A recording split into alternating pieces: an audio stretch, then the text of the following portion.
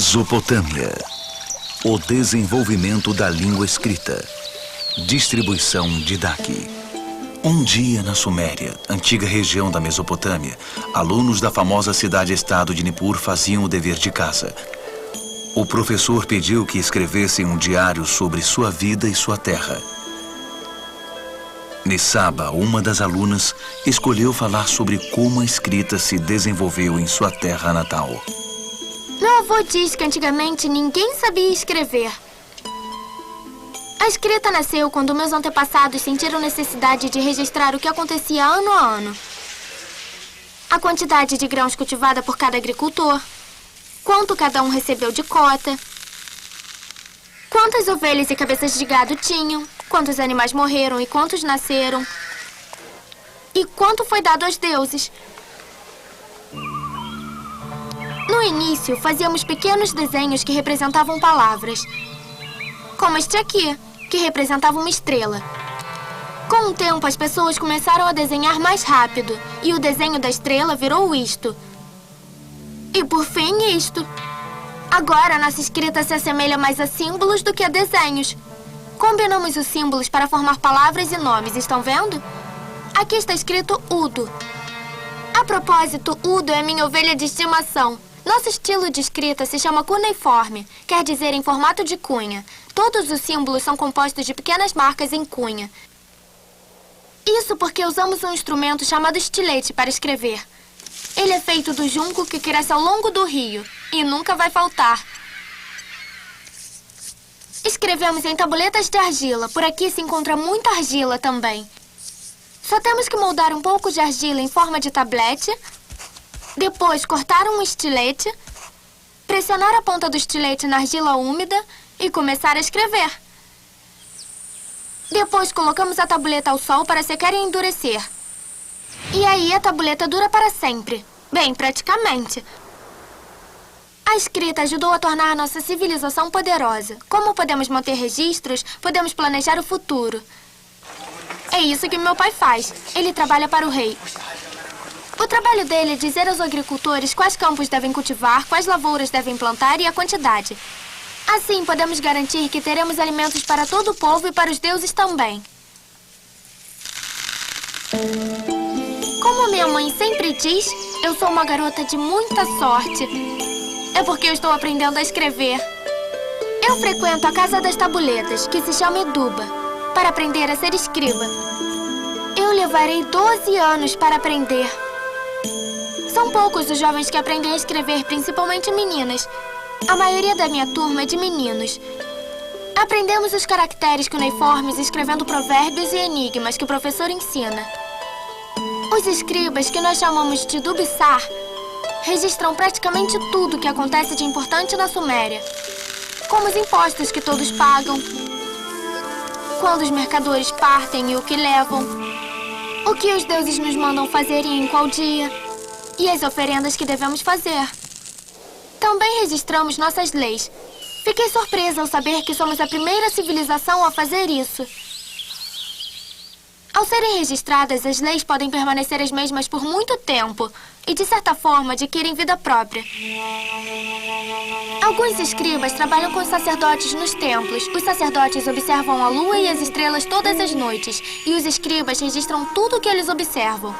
Os sacerdotes procuram sinais que os ajudem a descobrir o que os deuses planejam.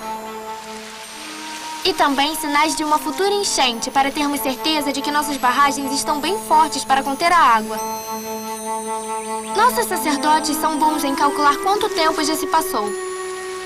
Então os escribas também registram os acontecimentos. Assim, os sacerdotes podem estudar padrões passados e tentar prever o futuro. Nossa civilização não funcionaria sem os escribas. São muitos detalhes para alguém lembrar de tudo.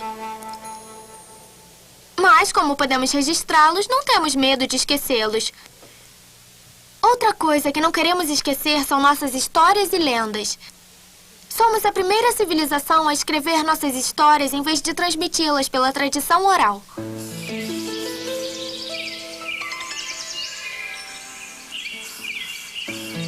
Nossas melhores histórias são sobre os deuses. Elas são chamadas de mitos. O deus que rege a minha cidade-estado chama-se Enlil. Ele é o deus mais importante da Suméria. Cada cidade-estado tem um deus especial que a protege, embora acreditemos que os deuses tenham nos criado para que nós servíssemos a eles. Há uma história que fala do tempo em que os deuses se arrependeram de ter criado os homens e decidiram enviar um dilúvio para matar a todos. Mas um dos deuses não concordou e disse a um homem chamado Zilsudra para colocar sua família e todos os animais que encontrasse em um barco. Caiu uma tempestade durante 7 dias. Mas Zilsudra ficou a salvo em seu barco. E foi assim que os humanos e animais sobreviveram ao grande dilúvio. Há uma outra história muito famosa. É uma das minhas favoritas. Uma história muito longa, de tema épico. É sobre um rei chamado Gilgamesh. É um herói que vive muitas aventuras ao lado do seu melhor amigo, Enkidu. Enkidu é um homem selvagem que corre com os animais. Mas aí ele conhece Gilgamesh e eles se dão muito bem. Um dia, em busca de aventuras, decidem viajar e subir as montanhas até a floresta de cedro para trazer madeira para a cidade. Os cedros são árvores altas e retas e a madeira é muito durável. É perfeita para construir um palácio. Mas havia outra razão para irem até a floresta de cedro. Um demônio morava lá. Era um demônio enorme e mau chamado Huawa. Gilgamesh e Enkidu se achavam bastante fortes para derrotá-lo e queriam tentar. Assim, os dois amigos partiram e andaram tão rápido que uma viagem que levaria 6 meses foi feita em apenas 2 semanas.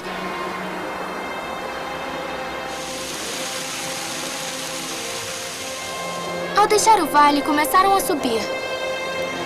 O ar se tornava mais fresco e eles podiam ouvir os sons de riachos correndo e o vento soprando nas árvores. Logo chegaram ao local onde os cedros são mais altos e mais retos. Pegaram seus machados para começar a cortá-los. Gilgamesh havia ferido a primeira árvore com seu machado quando ouviu um ruído tremendo. Era Huawa. O demônio apareceu diante deles num salto. "Por que estão cortando as minhas árvores?" disse ele. "Vão embora ou se arrependerão." O rosto dele estava desfigurado de tanto ódio. Bem, eu teria ido embora rapidinho. Só que Gilgamesh e Enkidu escolheram enfrentar o demônio e invocaram a proteção do Deus Sol. O Deus Sol gostava de Gilgamesh, então mandou que 13 grandes ventos se enrolassem em Huawa e o jogassem no chão. O demônio prometeu a Gilgamesh que daria todo o cedro que quisesse, caso fosse libertado. Mas Enkidu não acreditou na promessa. "Não o liberte", aconselhou a Gilgamesh. E assim, com um rápido golpe, Gilgamesh matou o demônio. Então puderam escolher os melhores cedros. Cortaram seus troncos, amarraram formando uma balsa e voltaram descendo o rio Eufrates até a cidade. Depois daquilo, Gilgamesh ficou mais famoso ainda. Os relatos de seus feitos chegaram até os ouvidos dos deuses. A deusa Inanna ouviu falar sobre Gilgamesh. Ela era a deusa do amor e se apaixonou por ele. Mas Gilgamesh a rejeitou. Ele era muito rude. Bem, Inanna, que também era a deusa da guerra, ficou furiosa. Mandou o gigante touro celeste destruir a cidade. Quando o touro investiu contra eles, Enkidu o agarrou pelos chifres e Gilgamesh atacou a fera com sua espada e a matou.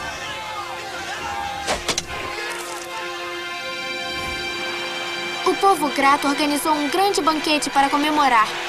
Mas os deuses não ficaram satisfeitos. Logo depois, Enkidu ficou muito doente e morreu.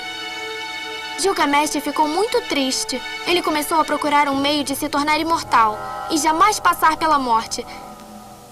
Ele decidiu procurar Zilsudra, o único homem que sobreviveu ao grande dilúvio. Certamente ele sabia o segredo da vida eterna.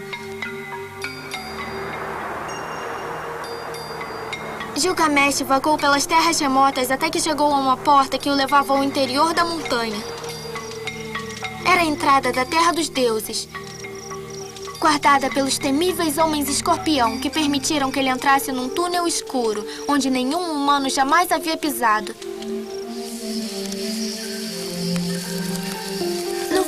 túnel, ele encontrou o deslumbrante Jardim dos Deuses, onde os arbustos eram adornados com joias.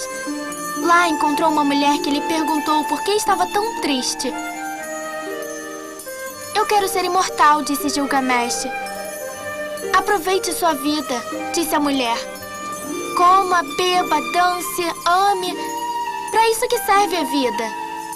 Mas Gilgamesh não se convenceu. Então a mulher lhe disse que atravessando o oceano encontraria Ziusudra.